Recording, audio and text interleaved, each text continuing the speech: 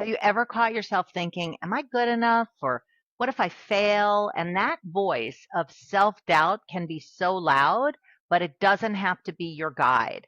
In this episode of Be Unmessable with, we are unpacking how to shift from fear driven reactions to vision led actions. You'll learn simple, practical tools to stop spiraling and start creating from your personal why. Because self doubt doesn't have to be a stop sign. It's a signal to rise. Tune in now and take your power back.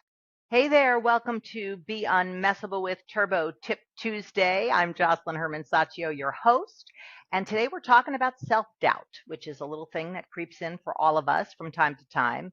You know, that moments where your little voice asks questions like, am I good enough? Can I really do this? What if this doesn't work out? Those kind of thoughts and feelings can feel pretty heavy, right? Sometimes overwhelming. But here's the thing. Self-doubt doesn't have to define you, and it certainly doesn't have to derail you. So today we're going to explore how to transform self-doubt into purposeful, vision-driven action by shifting from a place of reaction to a place of vision. So let's start by talking about the two worlds that we can function from at any given moment. One is a world of reaction, and the other is a world of creation or vision. When we're in the world of reaction, self-doubt, kind of fills up the whole world. It feels all encompassing. It's a space where fear and uncertainty and what ifs kind of take control of the show. And it's that voice that says things like, well, what if I fail? Or who are you to do this? And what will people think? And in that world, we are not focused on moving forward. We are focused on surviving, quite honestly, and avoiding failure. But then there's this whole other world called the world of creation and vision. And that's really where the magic is. And we've all been in that world where we were creating. We didn't care if we succeeded or failed. It was just things were in flow. A lot of people like to call that being in the zone. But that's where you're guided by your purpose, your why, your vision, and your goals fall out naturally from that vision. So in this space, you're not reacting to fear or scarcity. You're being pulled forward by what truly matters to you. And the key to learning how to notice which world you're operating from so you can make a conscious shift when that self doubt arises is asking yourself, which world am I in? Which world am I in right now? What am I saying to myself? If you're saying things like, oh my God, what if I fail? And this is too scary. And who am I? Those are clearly from the world of reaction, not from the world of creation. Because if you can create anything, why would you create that? You wouldn't. It's just automatic, survival based, getting through lifeness. So, how do you shift from the world of reaction to the world of vision when self doubt starts to bubble, right? It starts with awareness. Now, awareness isn't sufficient, but it's necessary. And when you notice that voice of doubt creeping in, you want to pause and ask yourself, which world am I in right now? Who is talking right now? Is that the voice of reaction or is that the voice of creation?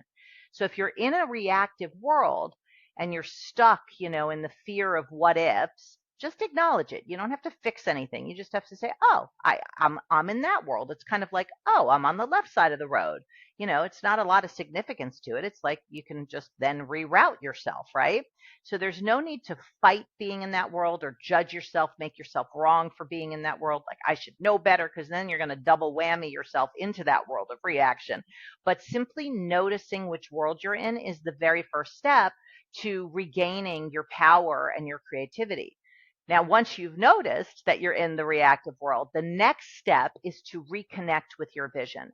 Most people get burnt out and overwhelmed because they're disconnected from their vision, from their why in the first place. So I have a very simple practice for you to take on to help you transform from self-doubt to the world of creation. So here's step one. Pause and notice your internal dialogue. What are you saying to yourself? What thoughts are running through your mind? Are they focused on what might go wrong, or are they aligned with what you really want, what you've been creating? So awareness is the first step to shifting your perspective. Second step, remind yourself of your purpose, of your vision. take a moment and just reconnect with your why. It doesn't take a long time. Just ask yourself, why am I even doing this? What is the bigger picture, the game that I'm really committed to? When you shift your focus from what's wrong to what's possible, you create space for vision and possibility and magic and synchronicity. Third step, identify the gap between your doubt and your vision. So notice where your self-doubt is focused and how often it differs completely, like a different world, literally, from your vision. For example, if your doubt is saying, oh, I might fail, but your vision is focused on making a meaningful impact, the gap becomes super clear. That's a stark contrast. So recognizing the contrast helps you redirect your energy. It's like, oh, wow, that road's leading to the ocean. That road's leading to the mountains. Okay, which one do I want to live in, the ocean or the mountains? I mean, that maybe that analogy didn't quite work, but my analogies usually break down. Okay, step 4, refocus on the action. So once you're back in touch with your vision, you're focused on your vision, ask yourself, what actions can I take right now to actually support my goals being realized? These don't have to be huge steps. They can be small, purposeful actions that build momentum and help you shift not only your mindset, but where your actions are leading, whether you're going to the mountains or the ocean. I can't get rid of this analogy, but now we're doomed to it. So there you go. Hang in there with me. So I'm going to give you an example. Imagine you're like preparing for a big presentation and then self-doubt shows up, which would normally, it would show up, right? It's like no matter how confident you are, there's always kind of like, well, what are people going to think? Are they going to like it? Am I going to land this client? Am I going to be able to do whatever it is that the purpose of the presentation is, right? So the thoughts start swirling. What if I forget what to say? What if they don't like me? What if they leave the room or they stop listening? So right then, if you're asking yourself which world you're in, that you're in the reactive world. And those thoughts might lead you to procrastinate or overthink or even cancel the presentation. I've had people that have done that. But when you pause and ask yourself, okay, what's my vision here? What do I want to leave people with out of this presentation? Not what do I want to get out of it? What do I want to leave people with? You reconnect with your purpose. And it might be, I want to inspire people, or I want to have an impact, or I want to have people be left with freedom or choice. Whatever it is, you reconnect in that moment to the world of vision as opposed to the world of reaction. From that vision, you can shift your focus to action.